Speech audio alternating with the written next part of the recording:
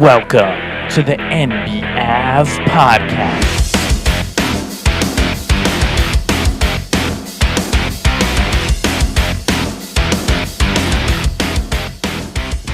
Welcome back to NBAVE, the NBA Avenue podcast. We had another two play-in tournament games last night, and we'll go chronologically, starting with the early game, where the 76ers prevailed, as we predicted, beating the Miami Heat 105-104, a narrow one-point victory.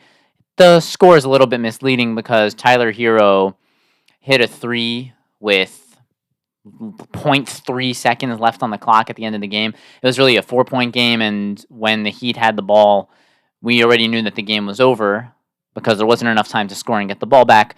But regardless, what ends up being a 1-point victory for the Sixers, a game where Jimmy Butler started dominating it early. He had 4 steals right away. I think he ended up with 5 steals, but his injury ended up taking him out of the game near the end, and now we know that it's actually a more serious injury. It's MCL related, and Jimmy Butler is done for the foreseeable future. He's not going to be able to play in the Miami Heat's next game. But just to talk about the actual game that already happened a little bit, it was really the Nicholas Batum game. Nick Batum, Mr. All Reliable, who was not so reliable this year. There were times this year where he played long stints on the court, and you didn't even know he was there. He was just kind of existing. He filled a position.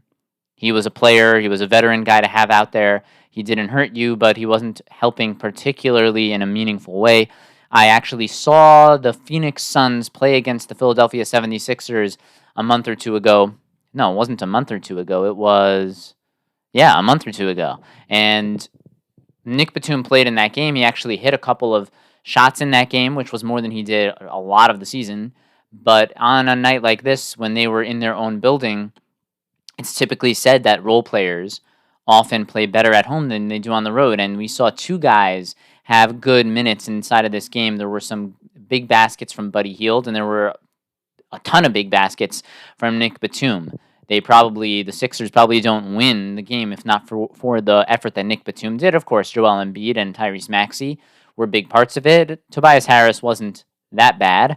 Could have definitely been better, but hey, you'll take what you got in the victory considering you were losing the game for most of the game and you kind of went in and kept it close and stole it right there at the end along with the help of the Jimmy Butler injury. So for the 76ers, you just got to be happy because you're a 7 seed that played more like a 2 seed for the games where Embiid was there, and you played like a team that shouldn't even be in the playoffs when Embiid is not there, but then once Embiid came back, you immediately turned it around. You won every game that Embiid played. So you won the final 8 games of the regular season, and then you also won the play-in game. So you're riding a 9-game win streak. It's been a really long time since you guys have even lost a game. So if you look at the Sixers' schedule and you try to see, well, when was the last time they actually lost a game, you would have to go all the way back to when they lost by 3 to Cleveland, and that was on March 29th. So you would have to go back three weeks just until it would literally be 3 weeks, 3 full weeks since the Sixers have lost a game. So they've got to be feeling pretty good about themselves, and they're taking on a Knicks team that, let's face the facts, if the Sixers had been healthy the entire season, the Sixers might be that number 2 seed, and maybe the Knicks are the 3 seed, and who's really the better team? It's hard to say. Now, I think the Knicks match up with the 76ers very, very well. I know that other people think that the Sixers are the better team. There's a couple of important points to think about, which is, first of all, we don't know that Embiid's going to be healthy for the entire series. We don't know how many minutes per game Embiid is going to be able to play in the series. And we don't know in the minutes that Embiid's not on the court who's going to be putting up offense for the Sixers, or will they just revert back to being the team that they were when Embiid wasn't playing? Whereas the Knicks have a lot of guys that can make it tough on Embiid. I'm not saying they can take Embiid out of the game, but they have 4 different guys down low. They have Mitchell Robinson, they have Hartenstein, they have Ochua, they have Jericho Sims. They have lots of bodies that they can throw at Embiid and definitely make life difficult for him. And then in the guards, they have Brunson, McBride, Hart, DiVincenzo, and then on the wings, they have Bogdanovich and OG. the Knicks are a very complete team. I think the Knicks are a more complete team. Who's the best player in the series? Joel Embiid is, but considering that we don't know how many minutes he's going to be playing, and we don't know how long he'll be healthy for, he gets injured a lot, and he's not 100% healthy right now. So I think the Knicks have a really great opportunity. Also, I love the style that the Knicks play with, especially when you're talking about them playing the Sixers, where I love that the Knicks are a tough physical team that runs up and down the court and has scoring coming from all over the place, and they play a team brand of basketball and a team brand of defense. I think that'll be really tough on a guy like Joel Embiid. Now, I think Maxi's up for the challenge. I think that when the Sixers are at home and their role players are playing well, I think that's a different ballgame, but the Knicks have the home court advantage. So I'm very curious to see this first game at the Garden. I do think that the Knicks are going to be able to run away with some of these games late and ultimately win the series. That's the way that I'm going to go with it. That's what my original prediction was. I thought the Sixers were going to win, and the Sixers did end up winning. And the Knicks versus Sixers series is a series I already predicted that the Knicks will win, and I stand by that. And I think the Knicks are going to win it relatively easily compared to what you might think. Then in the other game that we had last night, it was where the Bulls were really the better team from beginning to end. The Hawks kept it close at one point until the Bulls kind of ran away with it in the third quarter, and that was that. The game never went back. But for the first half, it seemed like it was trending towards being a pretty good game. Trae Young started off the game very poorly, which was contrary to what we thought would happen. I thought that Trae Young was going to go out there, and in a play-in scenario, it's a type of game that he really enjoys playing in. But he didn't get off to a quick start, which really hurt Atlanta. And DeJounte Murray was smoking. He was incredibly hot. He was scoring. He was playing well. What Trae Young was doing well was at the end of the second quarter, towards the third quarter, in the beginning of the third quarter, he was getting some lobs into Capella. But ultimately, Trae Young didn't play a strong enough game to really make a difference. You can blame it on the finger. You could say whatever you want, but it definitely doesn't look good for Trae Young because DeJounte Murray was the better player in the game.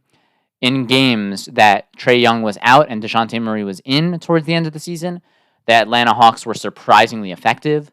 When Trae Young came back, they lost a game to the Hornets.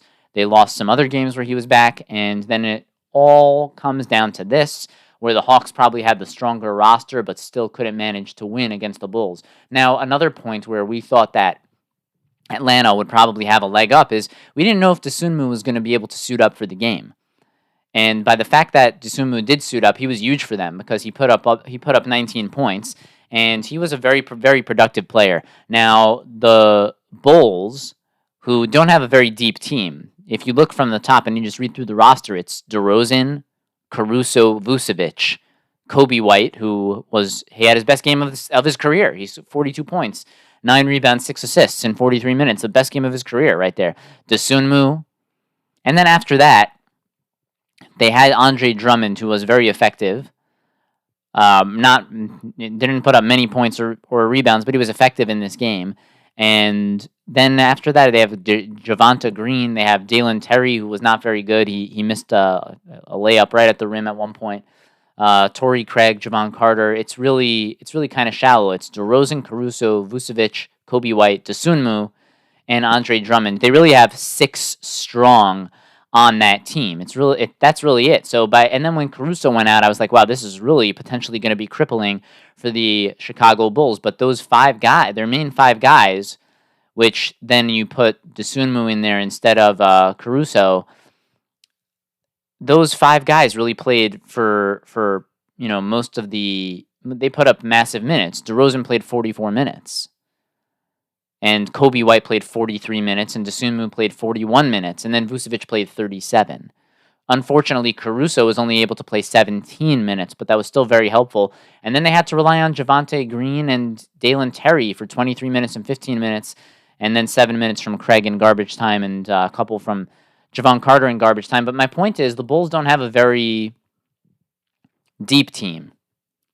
Their top of their team is pretty good, and that's why when games go into overtime, they've been very strong because DeRozan has been very good in those overtime games, and Coby White has been, a borderline. I think if he plays like this in the playoffs, you're gonna consider him a borderline all-star candidate for next year, because a guy who can drop over 40 in a playoff game is basically an all-star. And not to say that you can score 40 in a playoff game and then you're automatically an all-star in the following regular season, but the type of player that you would dream of having on your team is a guy who can score 40 in a playoff game.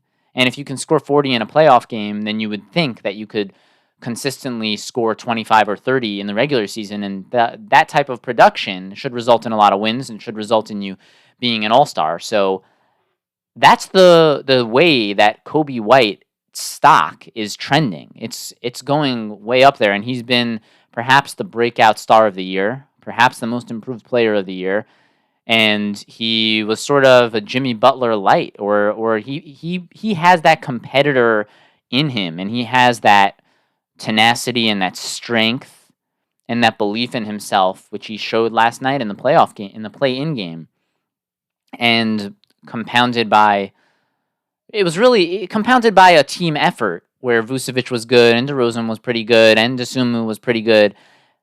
They ended up outplaying the Atlanta Hawks, where how many guys really played great for Atlanta?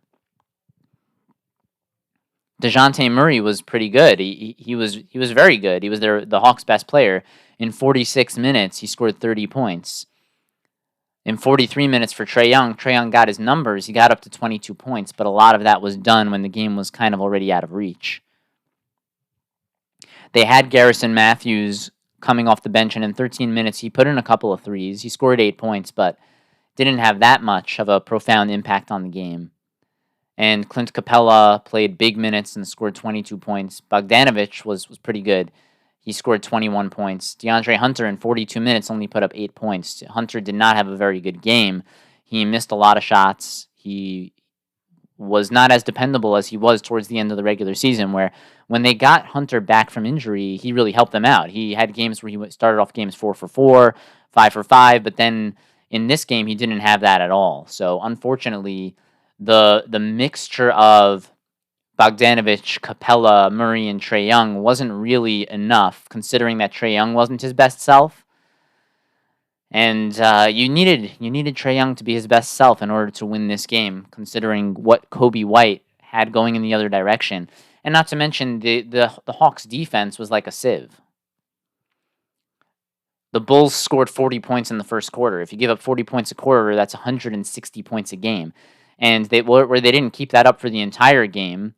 But the Bulls could have definitely scored even more points if they were trying to, but there came a point where the game was out of reach. The Bulls ended up scoring 131 points in the game. If you're giving up 130 points in a playoff game, I don't know how many playoff games you're going to win. I'm sure if we pulled up statistics for all the NBA playoff games in history of the league, I can't imagine that many teams have won giving up 131 points. Maybe there's been a couple of overtime games where that's happened, but in games that end in regulation, if you're giving up over 130 points, that's really not a recipe for winning. And Coby White was able to get to the rim really whenever he wanted. Dosunmu got to the rim a lot. And there it goes. Atlanta Hawks season is done, and you have to imagine that they're going to look to trade Trae Young in the offseason. It's just you just have to imagine that, because the team has largely been better without Trae Young. And right now, and you had a point where Trae Young was the man on the team. And then they brought in DeJounte Murray. So you had a few years of just Trae Young leading the team. They had one good playoff appearance where they beat the Knicks, and then they ended up losing in the conference finals. But then they had a few more seasons of just Trae Young. Then they had a season or two with DeJounte Murray in the mix. And now, with Trae Young back, it seems like between those two players, that Trae Young is the odd man out, where DeJounte Murray has actually looked better. So unfortunately, that's the way things are trending. Let's take a look and let's see which teams could potentially trade for Trae Young in the offseason. The Detroit Pistons are not going to. The Washington Wizards probably don't have the pieces to. The Charlotte Hornets already have LaMelo Ball. They're not a candidate. The Toronto Raptors have They might look to re-sign Emmanuel quickly, but the Toronto Raptors could look to make that trade. Not to say that it would be a great destination. What do the Raptors have to give up? We'd have to look at that a little bit more, but I guess we can mark down let's just keep a running tally of the teams who we can even consider possibilities to trade for Trae Young. So at number 1 so far, we'll put the Toronto Raptors. Then if we continue going, you have the Brooklyn Nets. I guess you would have to view the Brooklyn Nets as an option on the table. They would probably want to get another star since they've lost most of their star players, and you would think, hey, if you have Trae Young and you pair him with a shooter like Cam Johnson and a 3-and-D player like Mikal Bridges, and then you get a center, you could be in good shape. So the Nets could certainly buy into that. Then you have the Chicago Bulls, who are not interested. You have the Miami Heat, who could potentially be interested, although I don't really see the Heat as being a team that with Heat culture, I don't know if they would really believe. I don't know if Jimmy Butler's type of player is Trae Young. I don't know if Trae Young buys into that Heat culture, but we can put him on the list for now regardless. The Sixers have Maxey. If they were to lose Maxey, if Maxey were to go elsewhere, then I could see the Sixers potentially trading for Trae Young. But again, first priority, the Sixers are going to look to re-sign Maxey. Yeah, if Maxey ends up screwing the Sixers and going to a different team, then maybe he becomes an option in Philly. The Pacers have Halliburton. The Magic are an option. The Magic are a pretty realistic option. Maybe they might be looking for somebody with better defense because that's what Jalen Suggs has kind of brought for them. But you have to put the Magic on the list because offensively, Trae Young would certainly be considered an upgrade over a guy like Jalen Suggs. And you would think that, hey, if you have Trae Young and you're pairing him with Banchero, and you're pairing him with the Wagner brothers, and you have Wendell Carter and some other ancillary pieces, you would think that would be a pretty good fit for Trae Young. The Cavaliers already have 2 point guards in Garland and Mitchell. They don't need a third one. The Milwaukee Bucks have Damian Lillard. The Knicks have Brunson. And the Celtics have all of their players, certainly not interested. So we came up with 5 teams from the East: the Raptors, the Nets, the Magic, and then in parentheses, we'll put the Heat and the Philadelphia 76ers because the Sixers would only become an option if Maxey didn't return there, and the Heat would only become an option if they felt like Trae Young could embody Heat culture. So those are 2 big asterisks right there. So realistically, 3 teams in the East that can maybe gun for Trae Young, having him on their roster. Then if you go to the West, the Thunder have SGA, the Nuggets have Jamal Murray, the Timberwolves have Edwards. The Clippers are an interesting team. The Clippers might be interested because they do want to keep stars on their team, and they have Harden, and they have Paul George, and they have Kawhi, and based on how this goes, they may be looking to trade 1 or 2 of those 3 players, or maybe all of them, but at least 1 or 2 would be up for auction. So the Clippers are a pretty realistic option. The Mavericks have Luka and Kyrie already. The Suns already have several. They have Booker, Beal at the guard positions. They're not looking to bring in Trae Young. Not that they even could. Beal has a no trade clause. Then the Lakers. The Lakers have a couple of guards. I suppose we could put the Lakers on the list. We could put them on the list because the Lakers don't have a prototypical point guard. But considering that Trae Young doesn't bring back good defense, I don't know if the Lakers would actually go that direction. I suppose it's possible. We'll put the Lakers on the list. You have the New Orleans Pelicans, who are a pretty realistic trade candidate because the Pelicans actually have the pieces to trade for Trae Young. The Pelicans have Brandon Ingram, who they were sitting on the bench in their first play-in game. Granted, there's one more play-in game to go. The Pelicans wouldn't be looking to trade Zion. They'd be looking to keep him, but they might look to trade McCollum because McCollum has been a guy for his career where in the playoffs, when things have tightened up, he hasn't been very good, whereas maybe Trae Young has more of a three-point presence, where McCollum's a really good scorer in the regular season, but maybe Trae Young has a higher season in the playoffs in terms of what he can bring on the scoring. So you have Brandon Ingram, you have Trae Young, and you also have Trey Murphy, and you have the other good defender / three-point shooter in Herb Jones. So you have a lot of pieces. Then you also have Alvarado. You have a lot of pieces that you could use in a trade. Not to say that they would want to trade Herb Jones. They probably would want to keep him. But there are certainly a lot of pieces that the Pelicans could use in a potential move for Trae Young and trying to bring a strong point guard over to their team. The Kings have De'Aaron Fox. The Warriors have Steph Curry. The Rockets have a couple of guys. They have Fred VanVleet. They have Jalen Green. They're probably not looking to make that move. And also, they're a more defensive, a more tough, gritty team where they probably wouldn't be interested in Trae Young. The Jazz could make a move for Trae Young. That's possible. I don't see it really happening, but we can put them on the list for now. The Jazz have Colin Sexton there, and he's been pretty good for them. So they probably would be looking to improve in some other areas that they don't have rather than bringing in Trae Young. But we can certainly put them on the list. They have a couple of young guys. Maybe the Atlanta Hawks would be more interested in having Colin Sexton than having Trae Young at this point. If they could get Colin Sexton and Walker Kessler over to their team, you'd think that might be a trade that they'd be really, really interested in. The Jazz also have some other pieces. If you like the way what's his name, Jordan Crawford has looked, not Jordan Crawford. I'm thinking of Keonta George. If you like how Keonta George has looked so far in the season, he's another potential option. Chris Dunn is there. You can make a trade with sending a bunch of pieces over combined with draft picks and get Trae Young onto the Utah Jazz. So they're certainly a pretty solid option. And then you have the Grizzlies who have John Morant. They're not interested. You have the San Antonio Spurs who have to be at the top of the list to make a push for Trae Young or even for DeJounte Murray if he were to become available and they wanted to keep Trae Young. So you would put the Spurs right there at the top of the potential destinations. And then the Trailblazers, that would be a pretty good one because the Trailblazers have several pieces. If the Trailblazers wanted to get Trae Young on their team, they really could make a push for it because if you look at the Blazers, who do the Blazers have? The Blazers have a lot of guys who they could put up there in a potential trade. They have Scoot Henderson, they have DeAndre Ayton, they have Brogdon, they have Jeremy Grant. Jeremy Grant is an incredible trade chip.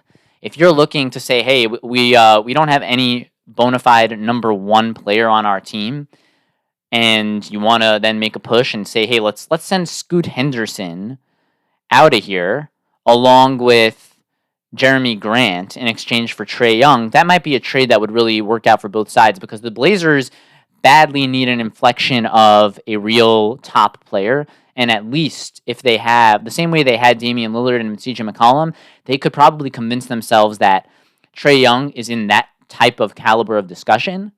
Whereas currently on the Blazers, they don't have anyone like that. But the Atlanta Hawks would probably really benefit from having a player like Jeremy Grant. And they would have a player who would help fix their defense, along with having a lot of length. Because if you have DeJounte Murray at the guard position, and then you have also next to him a Jeremy Grant, and then you have a Capella, those are three pretty long players right there who can help you with defense, in addition to also helping you a little bit with scoring. So basically, throughout the league, we came up with 5 candidates for Trae Young to go in the Eastern Conference and 5 candidates to get Trae Young in the Western Conference. In the Eastern Conference, it was the Raptors, the Nets, and the Magic, and then the Heat and the Sixers in parentheses, because Heat culture probably wouldn't want Trae Young, Sixers probably keeping Maxey. And then in the Western Conference, we had 5 other candidates, which are the Clippers, the Lakers, both LA teams. You had the New Orleans Pelicans with all of the pieces who they have. They would probably be willing to trade anyone except for Zion and maybe Herb Jones. And then you have the Utah Jazz and the San Antonio Spurs. 10 really good options, at least 8 of them, I would say really good options, really realistic options for Trae Young to go in the offseason. But looking forward into the final games that we have coming up, we have happening tomorrow 2 games. The early game between the Bulls and the Heat, where it's basically impossible to pick the Miami Heat, considering that they are not having Jimmy Butler healthy and they're not having Terry Rozier. Now, granted, this is one game. And this is not a game in Chicago. It's a game at home court for Miami in Miami. So perhaps the Bulls are not going to get as strong of a game from Dosunmu. Perhaps they're not going to get as strong of a game from Coby White on the road. It's hard to say definitively, but the Heat are alive. The Heat have players. They have Jaquez and Jovic and Kevin Love. They have Tyler Hero who can get hot in a one-game setting. They have Adebayo, so they have pieces, but it's going to be very tough without Butler or Rozier. I would definitely have to pick the Bulls to win this game on the road. And In the other game, you have the Kings versus the Pelicans. Now, this game is going to be in Smoothie Center for the Pelicans. This is a great opportunity for the Pelicans to go out there and win this game, considering that they match up a lot better defensively. But with this game being on the road for Sacramento, you may not get that same level of play from Ellis. You may not get that same scoring from Murray. You may not get the same from Mitchell. You might get a better game from Sabonis. That's possible for sure. You might get a really good game from Fox, but everything else is up in the air on the road. Whereas New Orleans is going to be at home. If Zion is playing, which I hope he will, then you would think the Pelicans might have an upper hand. Their role players are probably going to benefit from playing at home. Maybe this is a better McCollum game, but maybe not, because the Kings really, in my opinion, have the power to shift this game from a loss to a win. Because if the Kings can bring that same level of defense, I don't really see how the Pelicans are going to overcome that. Because if McCollum can't score again, and where the Kings were able to really stifle Steph Curry last game, if they can stifle McCollum similarly to how they stifled Steph Curry, that's going to make it very tough.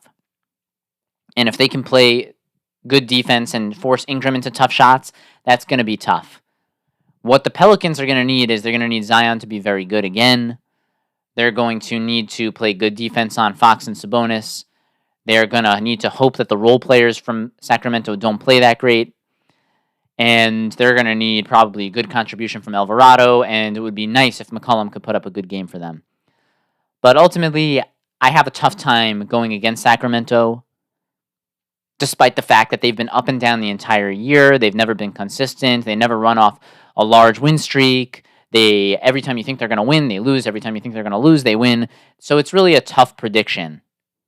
But ultimately, I have to go with them because I think that they have the best player who's going to be playing in the game in De'Aaron Fox. We don't know Zion's status. Even if Zion does play, still, De'Aaron Fox is the best player in the game. Still, Sabonis is pretty good. Still, the Kings have a bunch of role players who can play really tough defense and make it tough, and the Kings have more experience in these type of games. Ultimately, I have to go with the Sacramento Kings, who might be hitting the right gear at the right time. Maybe, maybe not. Who knows for sure? But that's the way I see it happening. The Bulls, due to the injuries of Miami, the Bulls getting the victory, and the Kings walking into the Pelicans Smoothie Center and walking out of there with the victory. As always, you can follow the show at NBAVE. That's NBA Avenue. You can reach out to the show by email at nbavenue@yahoo.com with your questions and thoughts. We are your source for a great time every time. And until next time, we are out.